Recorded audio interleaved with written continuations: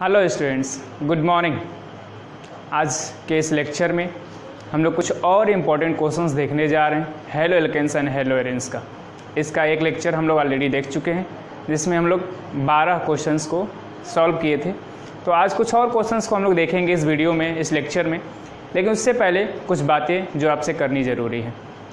आजकल कोरोना की वजह से क्लासेस जो ऑनलाइन चल रही हैं या वीडियोज़ के थ्रू चल रही हैं या यूट्यूब के थ्रू जैसे भी चल रही हैं, जिससे एक जो म्यूचुअल रिलेशन होता है स्टूडेंट्स और टीचर का, वो धीरे धीरे दूर हो पा रहा है, क्योंकि हम लोग एक दूसरे से मिल नहीं पा रहे हैं।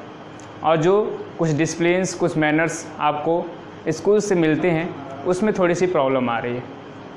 बीते कुछ दिनों में हमें ऐसा लगा भी, जिससे मुझे ऐसा लगा कि शायद आपको मुझे आपसे कुछ बात करनी चाहिए।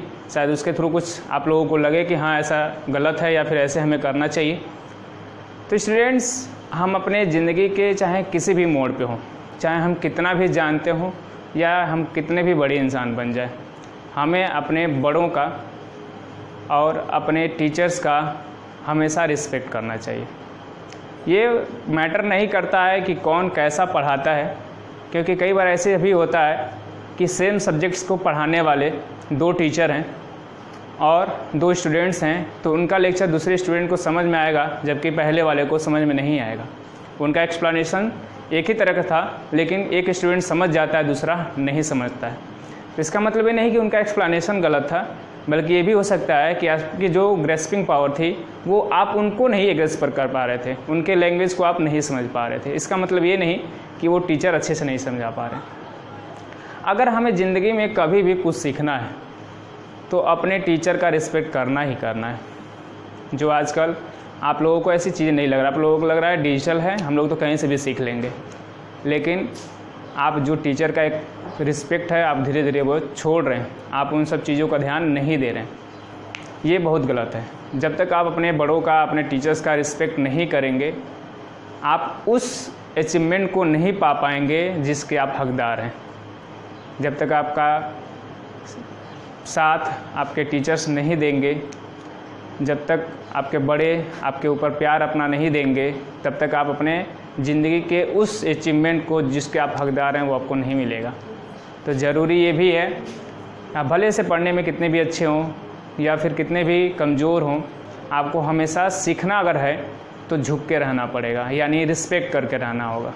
सबका रिस्पेक्ट करना सीखिए, कभी का किसी का अपमान करना ना सीखिए, सबसे अच्छे से बात करना सीखिए। अगर आपको कभी लगता है कि आपसे बड़े आपसे नाराज़ हैं, तो भले से आपकी गलती हो या ना हो, उनसे सॉरी बोलकर चीज़ों को दूर करने के लिए कोशिश करिए, क्योंकि अगर बड़े आपसे नाराज़ हो जाएंगे तो फिर आपको सीखने में प्रॉब्लम होगी।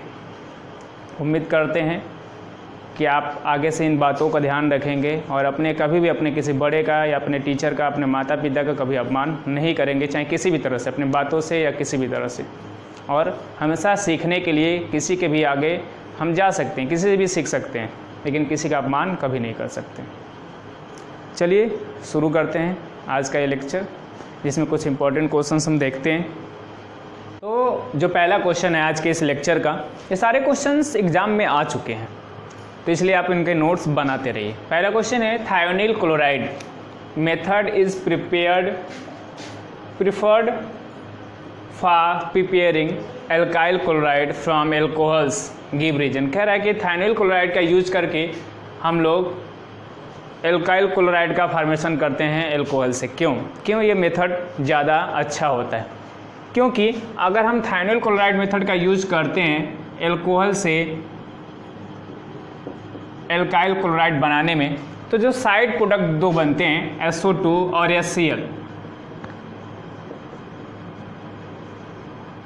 ये इजीली रिमूव हो जाते हैं, क्योंकि ये हमारा साइड प्रोडक्ट है, हमें मेजर प्रोडक्ट की ज़रूरत होती है इसका, तो इन साइड प्रोडक्ट को हटाना होता है। तो ये आसानी से हम लोग इनको रिमूव कर सकते हैं। जो साइड प्रोडक्ट बनते हैं थायोनिल मेथड में, उनको आसानी से हटा सकते हैं। इसलिए ये मेथड प्रेफर्ड होता है एल्काइल क्लोराइड को बनाने में फ्रॉम एल्कोहल्स। तो ये इसका रीज़न है, because we can easily remove the side products SO2 and HCl formed by this method.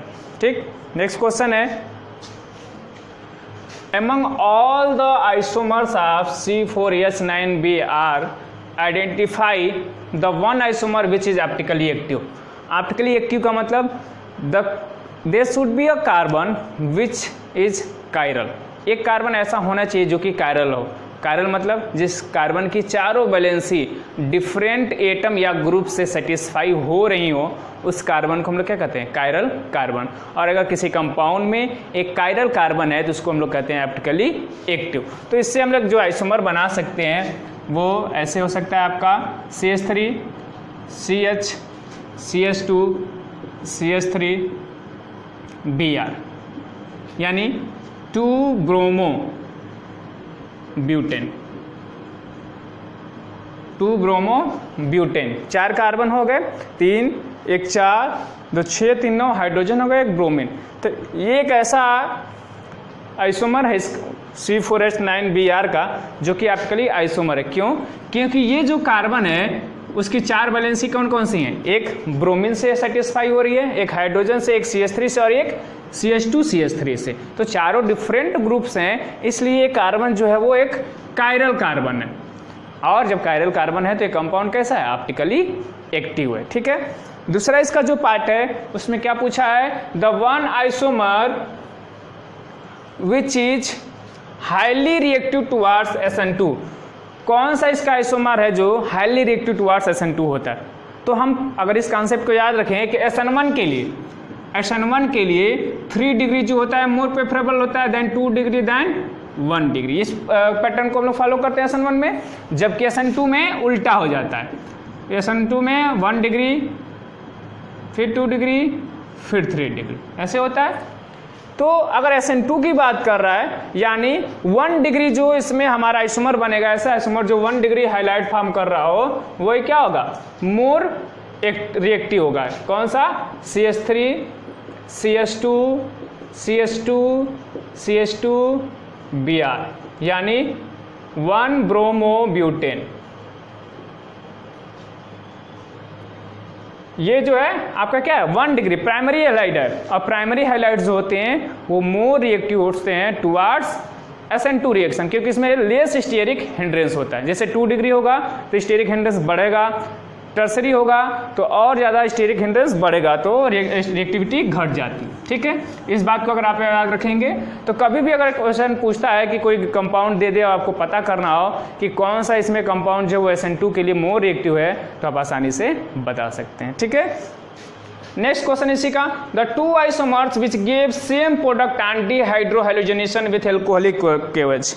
2 isomer इसके जो सेम प्रोडक्ट बनाते हैं anti hydrogenation with alcoholic cleavage. तो इसके 2 अगर आइसोमर्स लें, CH3 CH CH2 Br CH3, एक ये आइसोमर और दूसरा CH3 CH Br CH2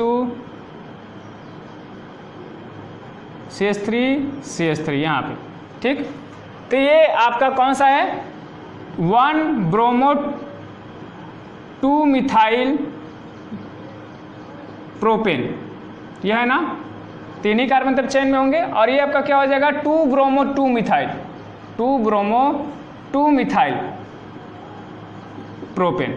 अब इन दोनों में जब हम डिहाइड्रोजनेशन कराएंगे, डिहाइड्रोहाइलोजनेशन का मतलब गिवन कंपाउंड से हाइड्रो यानी हाइड्रोजन, हाइलोजनेशन यानी हाइलोजन, दोनों रिमूव होते हैं एडजेसेंट कार्बन एटम से। एडजेसेंट कार्बन एटम से रिमूव होते हैं और एल्कीन का फॉर्मेशन होता है। डिहाइड्रोजनेशन का मतलब, डी मतलब रिमूव करना, डिलीट करना, हाइड्रो मतलब हाइड्रोजन, हाइलोजन मतलब जो भी क्लोरीन ब्रोमीन आयोडीन है उस कंपाउंड में, उनको एडजेसेंट कार्बन एटम से हटाया जाता है। तो एक वैलेंसी फ्री होती है तो डबल बॉन्ड बन जाते हैं, यानी एल्कीन का फॉर्मेशन होता है। जैसे अगर इसकी बात करें तो यहाँ से ब्रोमीन और यहाँ से हाइड्रोजन रिमूव होगा, तो आपका बन जाएगा CH3C डबल बॉन्ड CH2 और एक आपका ये CH3 ब्रांच यहाँ पे आ गया। ठीक, एक कंपाउंड वो बना। इस केस में भी क्या होगा, अगर यहाँ से ब्रोमीन हट रहा है तो यहाँ से हम लोग हाइड्रोजन हटा सकते हैं, या यहाँ से भी हाइड्रोजन हटा सकते हैं। तो इस केस में भी क्या आपका बनेगा, CH3C हाइड्रोजन हट गया, यहाँ से ब्रोमीन हट गया, 1 2 3 4 1 2 3 4 इसकी वैलेंसी यहाँ पे ज़्यादा हो रही थी, CH2 हो जाएगा और ये CH3 आपका ऊपर ऑलरेडी है। तो दोनों में हम देख रहे हैं कि सेम टाइप ऑफ प्रोडक्ट बन रहे हैं, अगर आप 1 ब्रोमो 2 मिथाइल प्रोपेन ले या 2 ब्रोमो 2 मिथाइल प्रोपेन है, तो इसके दो आइसोमर्स इस कंपाउंड के जो सेम प्रोडक्ट बनाते हैं डिहाइड्रो हाइलोजिनेशन। तो पहला है आपका 1 ब्रोमो 2 मिथाइल प्रोपेन और दूसरा है 2 ब्रोमो 2 मिथाइल प्रोपेन। ठीक, अब चलिए देखते हैं नेक्स्ट क्वेश्चन। से पहले हम इसको इरेज कर ले।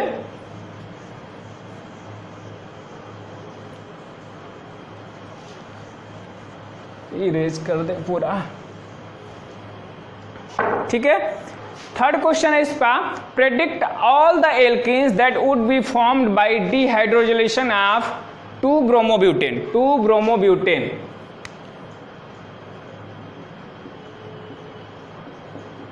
ब्रोमो 2 पे लगा दिए 3 CH CH2 CH3। ये आई होप आपको समझ में आ रहा होगा कि ये क्या है, 2 ब्रोमो ब्यूटेन है। 2 पे ब्रोमीन आ गया, 4 कार्बन है तो ब्यूटेन, 2 ब्रोमो ब्यूटेन। अब इसका डिहाइड्रोहाइड्रोलाइजेशन कराना है आपका। डिहाइड्रोहाइड्रोलाइजेशन का मतलब कंपाउंड से एडजेसेंट कार्बन से एक ब्रोमीन, एक हाइड्रोजन और एक हाइड्रोजन हटाना है।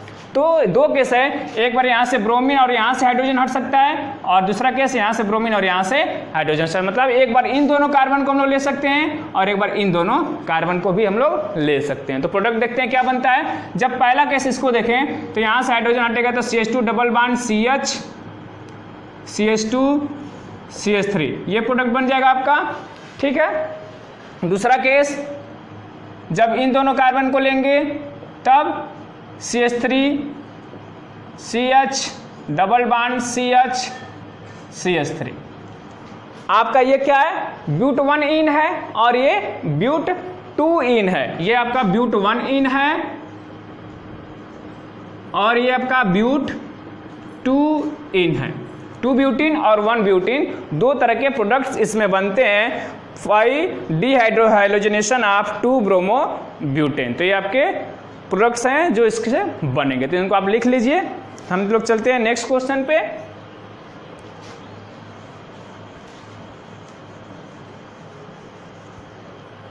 नेक्स्ट क्वेश्चन क्या है आपका, क्लोरोफॉर्म कंटेन्स क्लोरीन। क्लोरोफॉर्म का फार्मूला क्या होता है, CHCl3।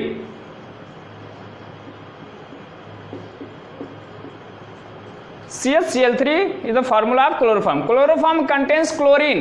Obviously it contains chlorine, but it does not give white precipitate with AgNO3 solution. लेकिन ये AgNO3 solution के साथ white precipitate नहीं देता है। क्यों नहीं देता है भाई? क्योंकि all the chlorines are covalently bonded to the carbon. एक कार्बन से क्या है, कोवलेंट बॉन्ड के थ्रू जुड़े हैं, जिसकी वजह से वो अलग नहीं होते हैं इससे कि वो प्रेसिपिटेट बना सकें। Therefore they do not form precipitate, white precipitate with AgNO3 solution। ठीक है, नेक्स्ट क्वेश्चन।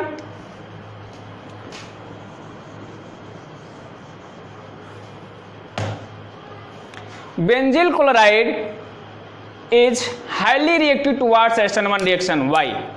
बेंजिल क्लोराइड जो होता है वो SN1 रिएक्शन से हाईली रिएक्टिव होता है की तरफ। क्यों? तो SN1 रिएक्शन से हाईली रिएक्टिव कौन होगा, जिसका इंटरमीडिएट एक कार्बोकेटाइन बन रहा होगा और वो इजीली स्टेबल हो जाएगा। तो जो बेंजिल क्लोराइड है वो जो बेंजिल कार्बोकेटाइन बनाता है वो रेजोनेंस के थ्रू स्टेबल होता है। Therefore it is highly reactive towards SN1 reaction because the intermediate formed benzyl carbocation is highly stable due to resonance। वो रेजोनेंस के थ्रू अपने आप को स्टेबल कर लेता है, जिसके वजह से SN1 रिएक्शन की तरफ ये काफी रिएक्टिव होता है। आई होप आपको यह समझ में आ गया होगा। ठीक है, next question, identify the chiral molecule. Chiral molecule आप इसमें आइडेंटिफाई करिए तो आप आसानी से बता सकते हैं। कायरल मतलब a carbon compound having 4 different valency, मतलब उसकी वैलेंसी जो है वो due to by satisfied by different atoms or groups. तो आप इन दोनों को अगर ऑब्जर्व करें,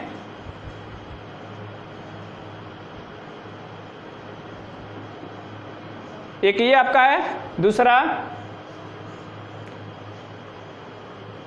एक ये आपका है।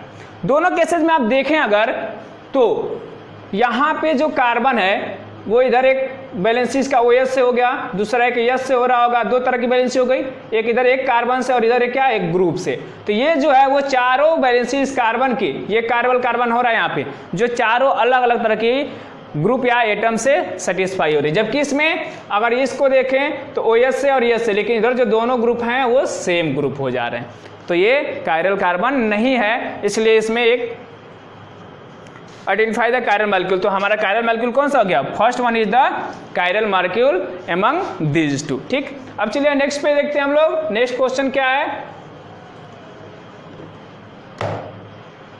What happen when chlorobenzene react with methyl chloride in presence of sodium metal and dry ether. आपको याद है कौन सा रिएक्शन है ये, Wurtz reaction, Wurtz Fittig reaction.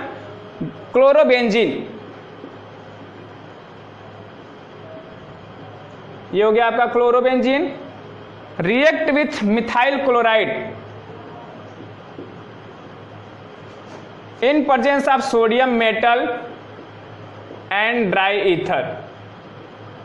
तो आपको याद है जब ये लेते हैं हम तो इसमें 2Na लेते हैं, और ये 2Na और एक Cl, इस Cl से मिलकर बना लेते हैं आपका 2NaCl, और ये CH3 यहां पर जाकर अटैच हो जाता है, तो बन जाता है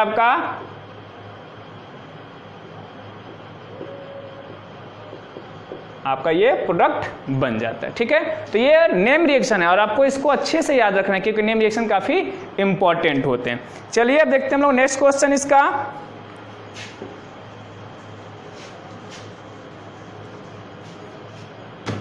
नेक्स्ट क्वेश्चन क्या है, right the structure of alkene formed by dehydrogenation of 1 bromo 1 methyl cyclohexane. 1 bromo 1 methyl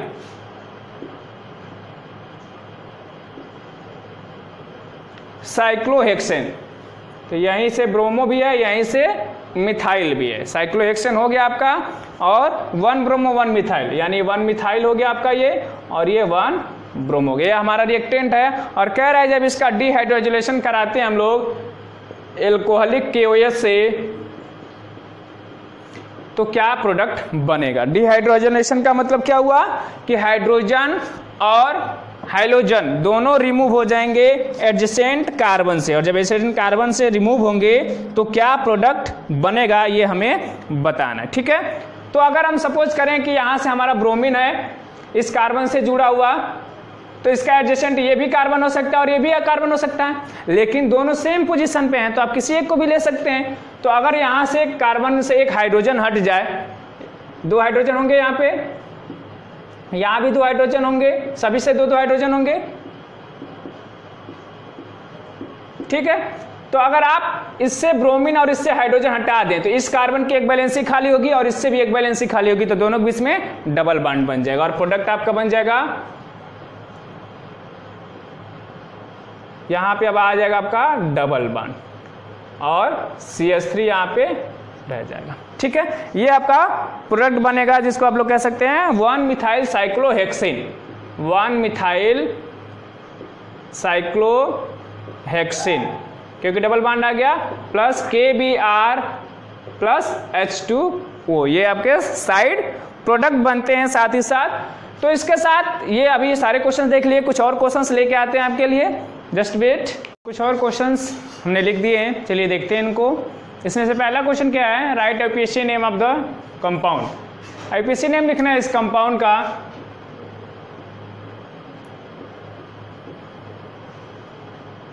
ClNO2Cl। Naming करें, नंबरिंग करें तो 1 2 3, 1 और 3 पे क्लोरीन है और 2 पे नाइट्रो, तो नाम लिख सकते हैं हम लोग 1 3 डाइक्लोरो 2 नाइट्रो बेंजीन। सिंपली इसका नाम लिख लिया हम लोग। 1 नंबर का क्वेश्चन है, आसानी से 1 नंबर हमें मिल जाएगा। ठीक है, नेक्स्ट इसका, predict all alkenes formed by dehydrohalogenation of 2 bromopentane. 2 bromopentane CH3 CH Br CH2 CH2 CH3, ये आपका हो गया 2 ब्रोमोपेंटेन, 5 कार्बन और 2 पे ब्रोमीन। अब इसका डीहाइड्रोहाइलोजिनेशन कराएंगे तो कौन से एल्केन्स बनेंगे, तो हमने आपको ऑलरेडी बता रखा है डीहाइड्रोजनेशन का मतलब एडजेसेंट कार्बन से हाइड्रोजन और हाइड्रोजन दोनों रिमूव होंगे। तो दो पॉसिबिलिटी है, ये दोनों कार्बन लें या ये दोनों कार्बन लें। पहला जब केस लेंगे तो CH2 double bond CH2 CH3, ठीक। और जब दूसरा केस लेंगे तो इन दोनों को लेंगे तो CH3 CH double bond CH2, हट जाएगा 2 यहाँ से, CH2 CH3। देख रहे हैं हमेशा एल्किन बनता है, यहाँ पे पेंट 1 इन है और यहाँ पे पेंट 2 इन है, ये दोनों एल्किन्स आपके बनेंगे बाय डीहाइड्रोहाइलोजिनेशन ऑफ 2 ब्रोमोपेंटेन, ठीक है। तो इस पे बहुत सारे क्वेश्चंस आते हैं तो आप इसको इंपॉर्टेंट कर लीजिए। नेक्स्ट क्वेश्चन है arrange in order of increasing SN2 reactivity. SN2 reactivity को हम लोग कई बार देख चुके हैं, मतलब रिएक्टिविटी कैसे डिपेंड करती है, प्राइमरी हैलाइड, सेकेंडरी हैलाइड और टर्सरी हैलाइड। प्राइमरी हैलाइड जो होते हैं उसमें लेस स्टीरिक कंटेंट होता है, जिसकी वजह से वो मोर रिएक्टिव होते हैं टुवार्ड्स SN2 रिएक्शन। तो इसमें आप देख सकते हैं कि आपका ये पहला है आपका मिथाइल, दूसरा आपका है इथाइल, ये आपका क्या है मिथाइल हैलाइड है, ये आपका इथाइल हैलाइड है, और तीसरा जो है आपका वो, अब आप आसानी से यहाँ पे बता सकते हैं रिएक्टिविटी किसकी ज़्यादा होगी।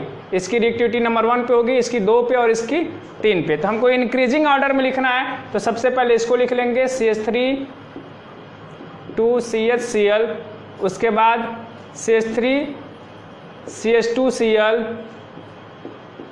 फिर उसके बाद CH3Cl। ये प्राइमरी हाइलाइड है और ये सबसे ज़्यादा रिएक्टिव होता है SN2 रिएक्शन के, क्योंकि इसमें लेस स्टीरिक हंड्रेंस है, ठीक है। नेक्स्ट क्वेश्चन,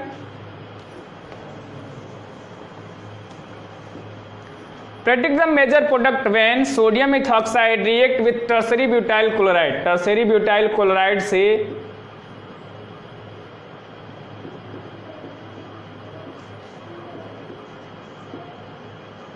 सोडियम इथॉक्साइड जब रिएक्ट करता है तो क्या बनता है, मेजर प्रोडक्ट आपको बताना है। When tertiary butyl chloride react with sodium ethoxide तो क्या बनता है। तो यहाँ पे भी आप देख सकते हैं कि डीहाइड्रोजनेशन होगा, यहाँ से क्लोरीन और यहाँ से रिएक्शन में क्या होता है सोडियम हाइड्रोक्साइड बनता है और सोडियम ये अलग हो जाता है। तो ये सोडियम इस क्लोरीन से रिएक्शन करके NaCl बना लेगा, फिर C2H5OH इससे एक H लेकर C2H5OH बना लेता है, और उसके बाद इन दोनों के बीच की एक एक वैलेंसी खाली होती है तो प्रोडक्ट आपका बन जाता है CH3C डबल बॉन्ड CH2CH3, ठीक है। ये आपका मेजर प्रोडक्ट होता है। नेम आपको इसका बता सकते हैं आसानी से, 2 मिथाइल प्रोप 1 इन, 2 मिथाइल प्रोप 1 इन, ये आपका मेजर प्रोडक्ट होगा जब टर्सरी ब्यूटाइल क्लोराइड रिएक्ट करता है सोडियम इथॉक्साइड से। आप इन सारे क्वेश्चंस को लिखते जाइए, नोट्स बनाते जाइए। अभी तक जो हम क्वेश्चंस लिख रहे हैं इसमें से बहुत सारे क्वेश्चंस हैं जो रिपीट हो रहे हैं, तो रिपीटेड हम लिख नहीं रहे हैं बार बार, लेकिन कई सारे इन सब में से क्वेश्चंस रिपीट हो रहे हैं बार बार। Why is it necessary to avoid even traces of moisture during use of Grignard reagent? जब Grignard reagent का यूज करते हैं हम तो इवन जो वाटर का मॉइस्चर थोड़ा सा भी अमाउंट होता है उसको भी रिमूव करना पड़ता है। क्यों? क्योंकि अगर हम लोग इसको रिमूव नहीं करेंगे तो क्या होगा कि आसानी से क्या करता है एल्केन बना लेता है। आप जो आपका ये H2 है 2 पार्ट में टूट जाता है और ये बन जाता है RH, एक एल्केन बना लेता है, आसानी से एक एल्केन बना लेता है, जिसकी वजह से हम लोग कहते हैं कि इवन इसका मॉइस्चराइजेशन भी हटाना जरूरी है। ये आपका ग्रिग्नार्ड रिएजेंट है और थोड़ा सा भी मॉइस्चर उसको मिला तो ये एल्केन बना लेता है, इसीलिए हम लोग इसको क्या करते हैं थोड़ा सा भी अगर मॉइस्चर है तो उसको रिमूव कर देते हैं, ठीक है। चलिए नेक्स्ट क्वेश्चन देखते हैं। नेक्स्ट क्वेश्चन क्या है, which one of the following is reactive for SN2। फिर यहाँ पे सेम क्वेश्चन, SN2 के लिए कौन रिएक्टिव होगा। तो आप आसानी से बता सकते हैं कि ये जो आपका है वो 1 डिग्री है और ये कौन सा है आपका 2 डिग्री है। तो which one will be more reactive for SN2, 1 degree और 2 degree? So our answer will be 1 degree, means it is more reactive towards SN2 reaction because of less steric hindrance than this one. Write the product form when 2-bromopropane ये आपका compound होगा 2-bromopropane undergoes डिहाइड्रोहाइलोजिनेशन। फिर dehydrogenation आ रहा है, तो आप अब समझ गए होंगे कि डिहाइड्रोहाइलोजिनेशन रिएक्शन काफ़ी इंपॉर्टेंट है। डिहाइड्रोजनेशन यहाँ से ब्रोमीन और यहाँ से एक हाइड्रोजन रिमूव हो जाएगा, तो प्रोडक्ट आपका क्या बन जाएगा CH3 CH double bond CH2, ये आपका प्रोडक्ट बन जाएगा प्लस HBr। ये मेजर प्रोडक्ट नहीं होता है, ये हमारा major product. Chlorobenzene undergoes nitration reaction, जब क्लोरोबेंजीन का नाइट्रेशन कराते हैं तब क्या होता है क्लोरोबेंजीन का नाइट्रेशन? तो नाइट्रेशन रिएक्शन आप पढ़े ही हैं, ये आपका हो गया क्लोरोबेंजीन। जब इसका नाइट्रेशन कराते हैं, कॉन्सनट्रेट नाइट्रिक एसिड लेते हैं और कॉन्सनट्रेट H2SO4 के प्रेजेंस में, तो क्या होता है आपका यहाँ पे आर्थो और पैरा पोजीशन पे ये डायरेक्ट कर देता है नाइट्रो ग्रुप को। तो 2 प्रोडक्ट बनते हैं यहाँ पे,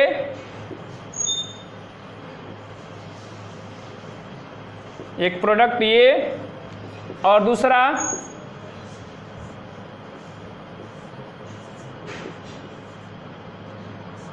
ये, यानी ortho nitro chlorobenzene, ortho nitro chlorobenzene और पैरा नाइट्रो क्लोरोबेंजीन,